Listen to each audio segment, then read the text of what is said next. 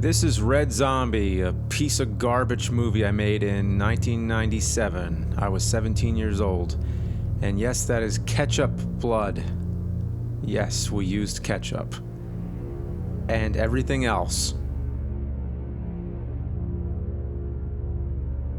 Those rubber hands made it into so many of my movies. And there you go, the most transparent blood you will ever see in a movie. It was like red food coloring or something. That was before we thought Caro syrup and a little, spot of blue.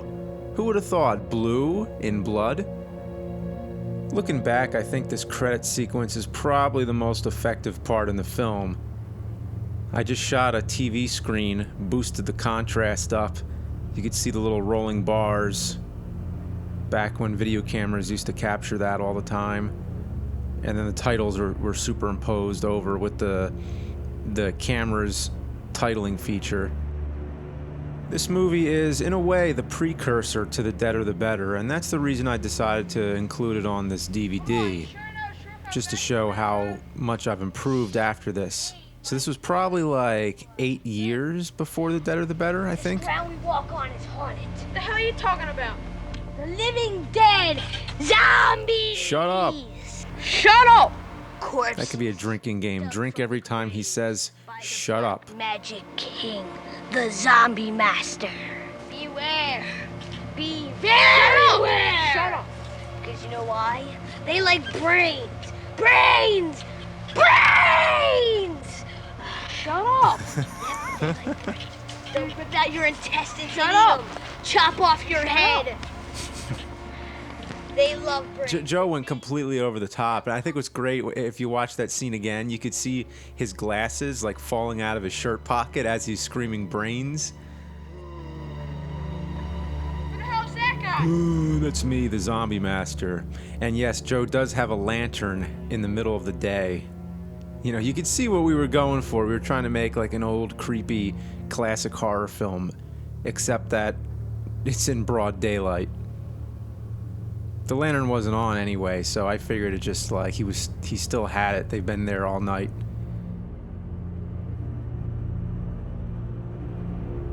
So yes, that's me as the zombie master. I really enjoyed this part. I just enjoyed the hell out of it. All I did was I wore a black Nike sweater turned inside out and a bunch of masking tape all over my body. And Joe has his glasses on in that shot, you could see. There's all kinds of continuity errors. And then I start stabbing him here. And I remember I just wanted to really go over the top. And I just wanted there to be blood spraying everywhere. So Joe has this turkey baster and he's like squeezing it. And then coming up, he throws a cup of blood on me. And here it comes. And there. And you could see me laughing. I just enjoyed it so much. You see Joe's bicycle in the background, by the way. Joe's getting all bloody and messy, and I guess I just enjoyed throwing fake blood all over people. But this was Joe's chance to get back at me because he had to throw some blood right onto my face here, and he missed. And we did it a few times.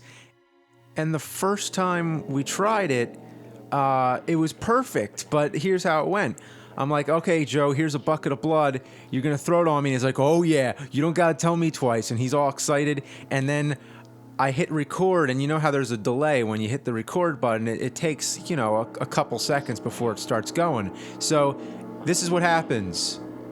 Record. Okay, action. Blah! And then he just throws it on me. He doesn't even wait. And it didn't even get picked up on film, but you just see me dripping and like yelling at him, and it was perfect. Every drop hit me in the face, but it wasn't on camera. So this is a graveyard that we used a lot of times. I mean, it was a real pet cemetery. Everybody in the neighborhood used to bury their dead pets back here.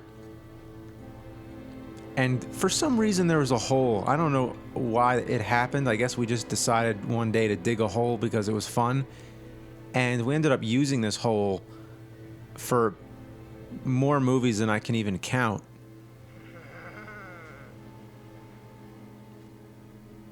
So I guess it's important to note that this movie was never finished because it was too hard to get everybody together.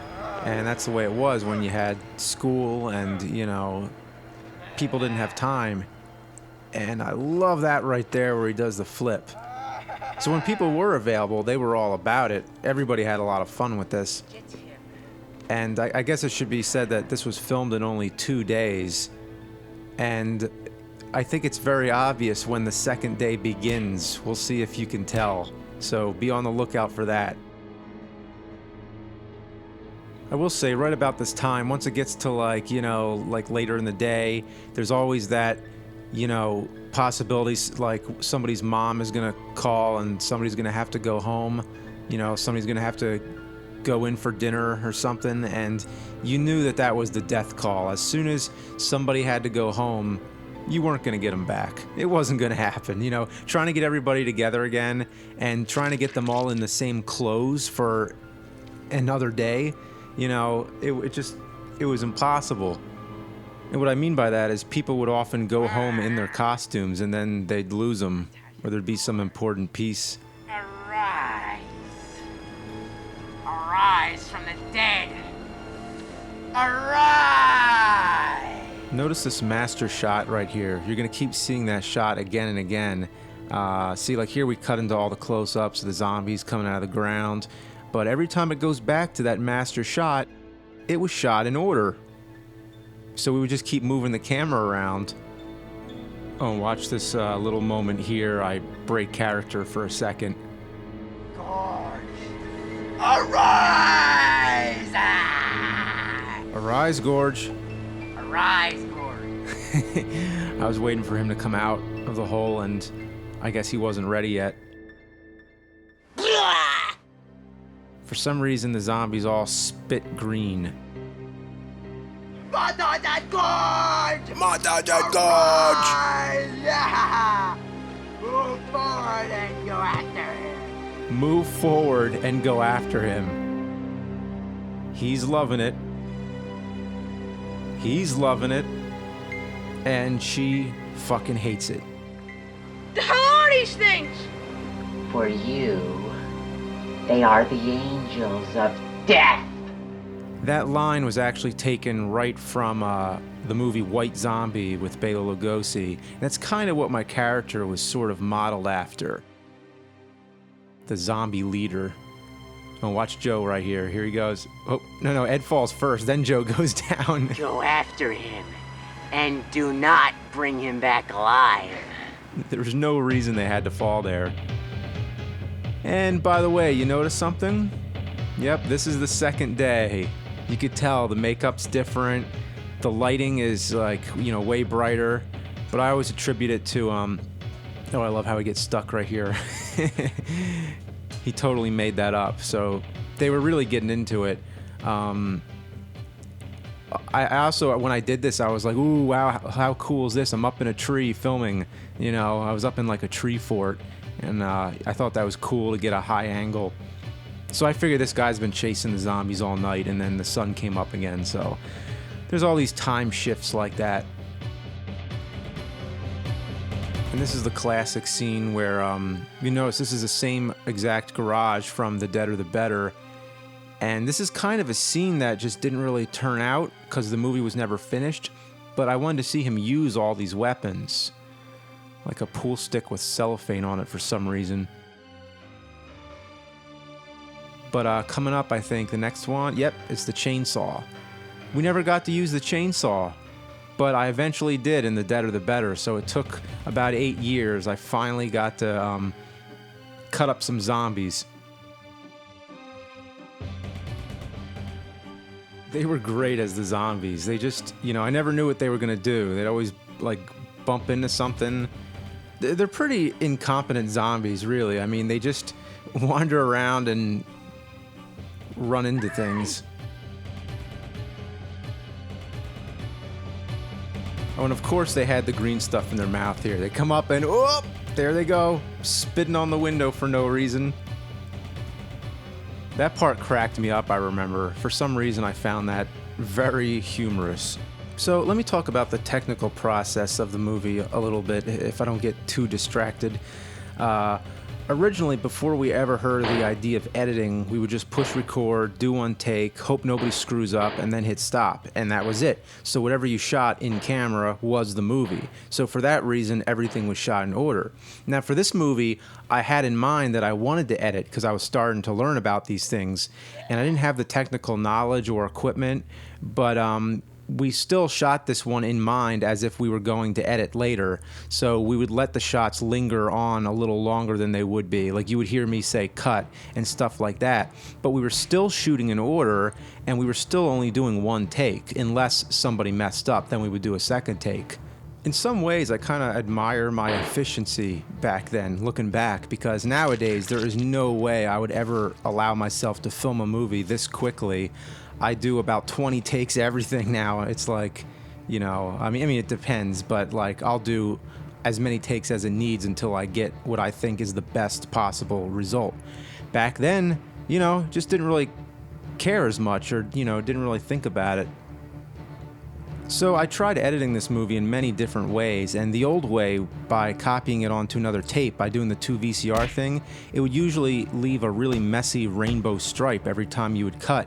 So then I got a camera that could actually record from another camera, and it was, you know, it had what they call flying erase head, so that all the cuts were nice and clean.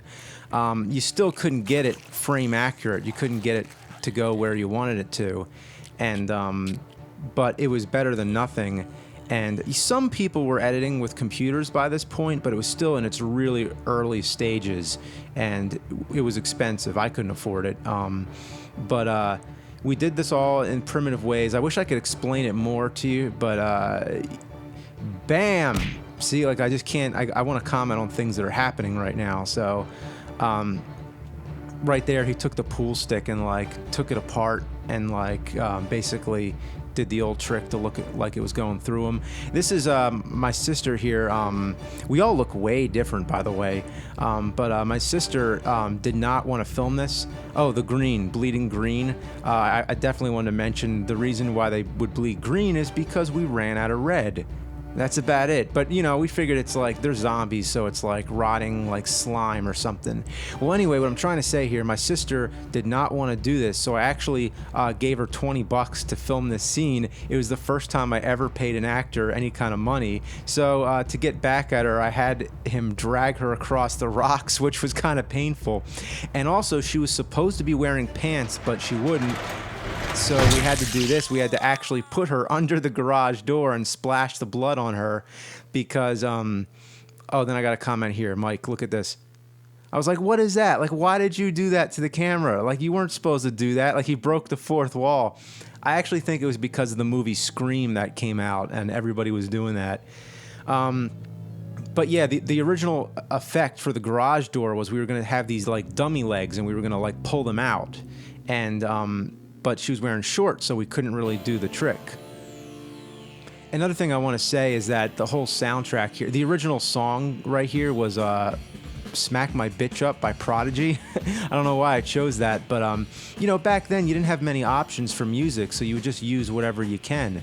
So for that reason, I actually, you know, for this I used all licensed music, so I had to change the original soundtrack, and it really sucked because a lot of these sound effects were like, you know, not separate from the original, you know, soundtrack. It was all together. It's hard to explain. I don't have enough time right now to explain it, but basically I had to redo a lot of these sound effects, which originally were all done by mouth.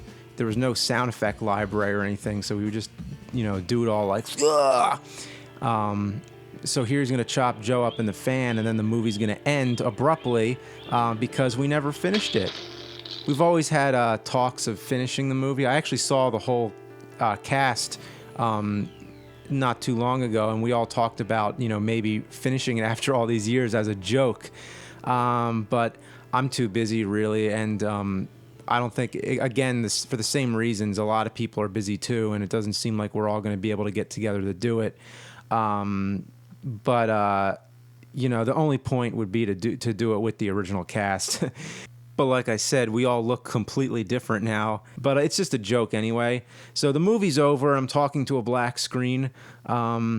And at the time I'm recording this, it's 2011. I guess go watch the outtakes, or as I used to call it, memorable moments from the raw footage, because I was a fucking idiot.